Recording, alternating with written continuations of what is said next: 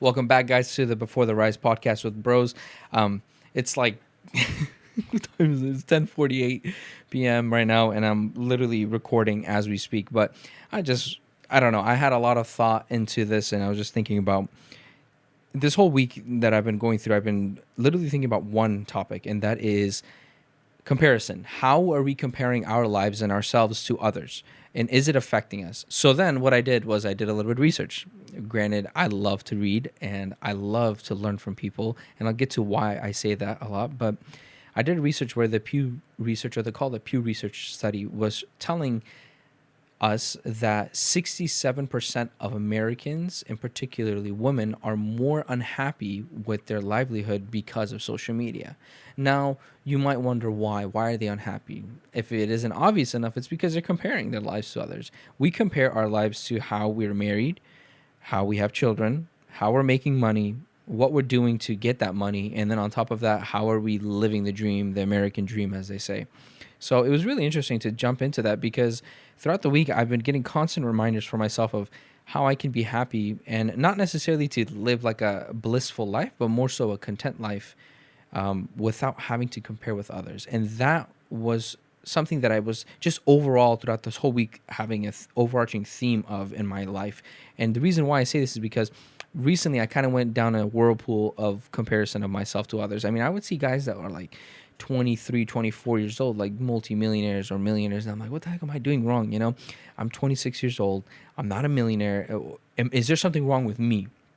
And then I realized more and more as I read the Quran and the Hadith, and I'm just going, in depth with that. And I'm asking my dad about questions and things like that, and buddies and people that I know, special people, about their lives. I learned one thing, that comparison is truly the killer of your contentment and your gratefulness. I became almost ungrateful, I can say, just because I was so in tune with the fact that I wanted to be, for example, at a certain point in my life, without realizing that it takes A, B, and C to get there. One and two, you really don't know what people go through in order to get to that position. Now, for example, you might say, oh, well, The Weeknd, right? Let's just give an example, because I like The Weeknd as an artist. I just like hearing his music sometimes on the radio and whatnot. But you hear The Weeknd, right? You look at him. I've been to his concert. I saw this guy had like a whole arena. I mean, we're talking about a whole arena, the Levi Stadium. Everyone was singing his music. Everyone was like worshiping him damn well near. And I look at that and I'm like, is that success? What is success? Is success people praising you? Is success you being happy with yourself? Is success money? And that throughout this whole week, I was thinking, what is success to me? What is contentment? And then what is comparison in regards to all that? And how does it intertwine with all these other themes and overarching kind of just, I guess you could say, ideologies that I have in my life? So learning about myself more and more throughout the week, and just understanding that, I came to the conclusion of one thing. We genuinely are very ungrateful. As human beings, most of us become ungrateful after a certain point in our lives because we are so fixated at the idea of what we see on social media. Now, that's why that research was very important to me, because when I jumped into reading and understanding more and more, I realized, whoa, like, for example, we have a huge amount of people that lose traction of who they are and their progress because they see someone next to them doing better. And you don't know what they did to get there, one. And two, you probably wouldn't want to get there if you had to do what they did, right? So I'm kind of speaking vaguely just because I want you guys to paint that picture for yourself about your life and how you compare it with others. For example, I feel like for myself, I compare my life a lot when it comes to financial stability. I'm like, oh man, I should be like a millionaire at this point. I should be this, I should be that. But then I realize, as a Muslim that I identify myself as, am I supposed to be a millionaire? Like, what will that do to me? And do I even deserve that? And that's where I want you guys to think, do you deserve what you're asking for? And is it truly something you should, get?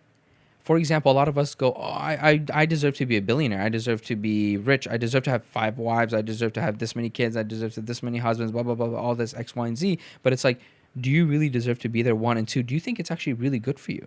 That's one of the things my dad taught me, and I just wanted to pass down to you guys, was sometimes a loss is better to take because you'll gain in the future, rather than gaining a short term now and losing everything in the future. And that's where I kind of find contentment in my life, that I'm not a millionaire. For example, if I'm not a millionaire and I'm not, having fast cars, I'm doing this, the lifestyle of this celebrity or the lifestyle of this influencer, I should be grateful, right? And being myself, I kind of wasn't. I'll be honest with you. I became to a point where I was like, why am I not happy? And I realized I'm not happy because I myself have become an enemy number one to myself. What I mean by that is that because I compared so much of my life to others, I genuinely started to become unhappy and just unsatisfied overall for things that I should be very grateful for. I have two hands that work, right? I have eyes, a pair of eyes that work. I have a nose I can smell with. I have a mouth that I can eat with. I have teeth that work, no cavities. I have no knee problems, maybe a little bit of back problems, but I'm not balding. I have hair, I have a beard, I have all the things that a lot of people would want. And this made me realize one thing. As humans, like I said, we are truly ungrateful until something is taken away from us. We don't understand the value of it. And I say this because the other day, as I was driving back home, I saw a man. He was actually going to the park, and as he was getting back to like his home, I could tell he was in a wheelchair, and he had like headphones on, and he was just pushing. So the guy was just pushing, and he was just like, you could see him strolling, like going left and right, and he was just having a hard time. And I kid you not, I almost wanted to cry watching that. I was like, wow, like despite not having arms that are strong, his legs completely giving out, he still wants to work out or go to see the outside like nature. And I'm out here driving a really nice car, and I have, gas that I could put, and I can walk if I want, I can run if I want, and go wherever I want. And I don't even wake up and say I'm grateful for that. Like, what's wrong with me, right? And this isn't for you guys to be really hard on yourselves and be like, oh man, I should now start hating myself and I should start doing this and that. No, that's not the point. But the point is, like, how ungrateful are we really, truly? Well, are we happy with what has been given to us, or are we always going to be comparing with others? Because the lifestyle that others have, for example, let's say The Weeknd, right? A celebrity. The lifestyle he has, I don't know if I want that. I really genuinely don't know. Or these other people, like, what if they're sacrificing things that I can't sacrifice, like family, or, do things that are against my religion? So success may look very beautiful on the outside, but on the inside, it's a completely different story. And that's the reason why we should really, truly think about, is success something that we want to have based off of what society determines it to be? Or is success what we truly find within ourselves and what we dream of? And that dream, is it authentic? Is it what we think is happiness and what we think is a goal that we can reach and is attainable? Or is it based off of what others think? I say this because I really want everyone, and I'm challenging all of you guys, please, like genuinely, please, for a second, evaluate your life and think about, how am I making myself unhappy? Most of us, I can say a majority of people that probably watch this, are unhappy, or in one part of their life or many more. And what is it that's making you unhappy? I can guarantee you almost that it's not because of your ambition. It's not because of you not being at that goal that you have or aspire to be. It's because you're comparing yourself to others. And if you stop comparing yourself, you genuinely will do a lot better than other people in your life. And this was taught to me very recently by someone special, and she sat down with me. She was telling her story about how she came to the United States, and it was really, really fascinating. It was fascinating because she was telling me how she came to the United States from Mexico, and how the difficulty of her getting here was something that she was happy, like literally proud of, one, and two, she was not taking for granted. And I'm sitting here literally while she was telling me the story. We were sitting in my backyard, and I was just watching everything she was saying. I was just fascinated. Her crossing the border, her coming here, and then losing people. On top of that, the stories of how people die to just come for, to migrate here for a better life. And I'm sitting here as an American citizen thinking, like, how ungrateful can I be more than this? I have a citizenship. I could go anywhere in the world that I want. And there's people out here that can't even leave United States because they're so afraid of going back to a really dark place, or a really, really just diminishing, dehumanizing, deteriorating in every way place. And I'm a migrant myself. I'm a refugee. I wasn't born in the United States, but I mean, I came from overseas. This is like, you get deported, you're going right over the border, and you're back there again. Your head could get chopped off, as simple as that. And she was telling me the story about the coyotes, or coyotes, as she said, how they were the guides, and they brought her in, and her her family members, and through the desert, and just went through some hardships, like, I mean, like 2-3 days of hardships at least, and then just sneaking in to come here and like sharing the smallest moment of, for example, Christmas, or like a celebration of that sort, and sitting with family and just being grateful to legitimately be there, and just being happy to be with family, and how much we take that for granted is like absolutely beyond my belief. And I'm saying this because as she was telling me this story, I was like, wow. I was like, oh my God, like, bros, you got to get your stuff together. Like, what's going on? Like, you are not doing okay if you think your life is going down the drain, when in reality, there's people out there that would die to just live the life I'm living by literally just being here. As simple as that, just by just existing in the United States. As simple as that. There's nothing more than that. And then she just went on to tell me a little bit more about how she works at a current place, or her current job right now, and how there's people that literally are within the same, culture, or you could say race, like Mexican culture.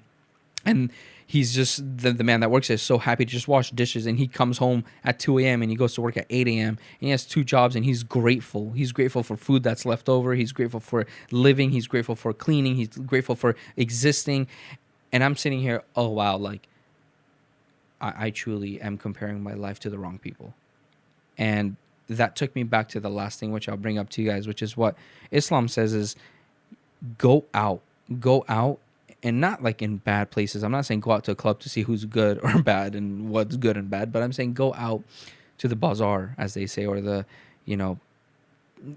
strip. Think of it as that, of like a place where there's a lot of people that come in and out of all sorts, not just one type, and open your eyes and see what God has created.